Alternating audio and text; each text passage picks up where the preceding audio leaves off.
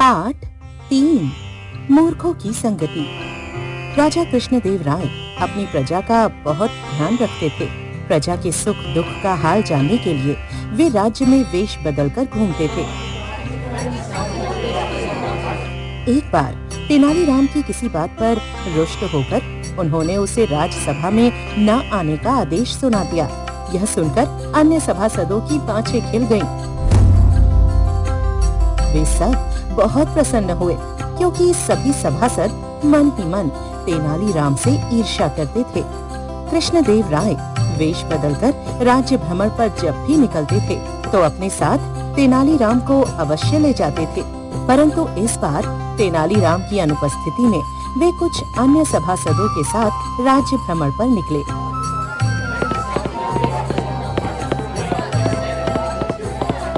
छद्मवेशधारी राजा भ्रमण करते हुए एक गांव में पहुँचे।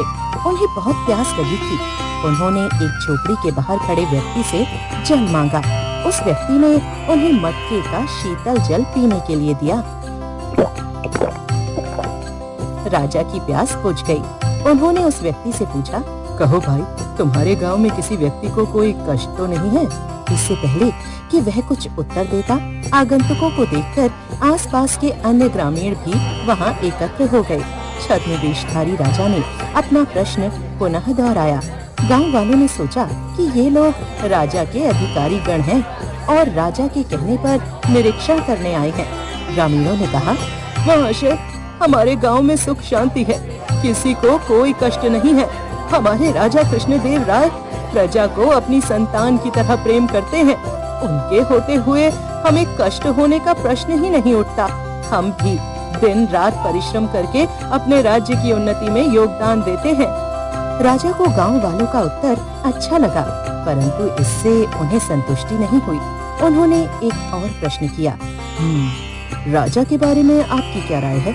सभी ने बारी बारी से राजा का गुणगान करते हुए उनकी महानता का वर्णन किया।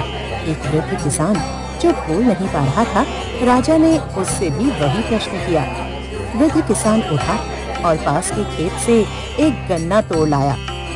फिर राजा के पास आकर गन्ना दिखाते हुए संकेत किया कि हमारे राजा इसकी तरह हैं।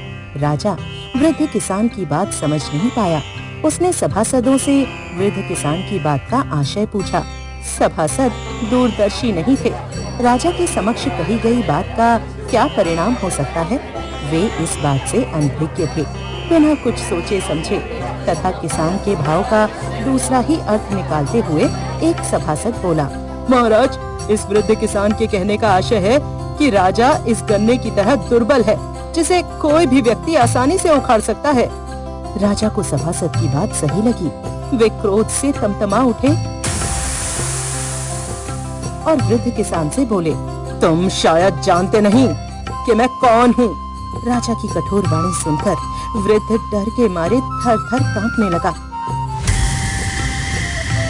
तभी एक अन्य वृद्ध जो भीड़ में कंबल ओढ़े खड़ा था बोला, महाराज, हम ग्रामीण आपको अच्छी तरह समझते हैं, पहचानते हैं, लेकिन बड़े दुख की बात है कि आपके सभासद ही आपको अब तक समझ नहीं पाए हैं। मेरे वृद्ध मित्र के संकेत का आशय केवल इतना था कि हमारे राजा इस गन्ने की तरह मीठे हैं, जो प्रजा पर अपार स्नेह लुटाते हैं, दुश्मन के लिए बहुत कठोर हैं।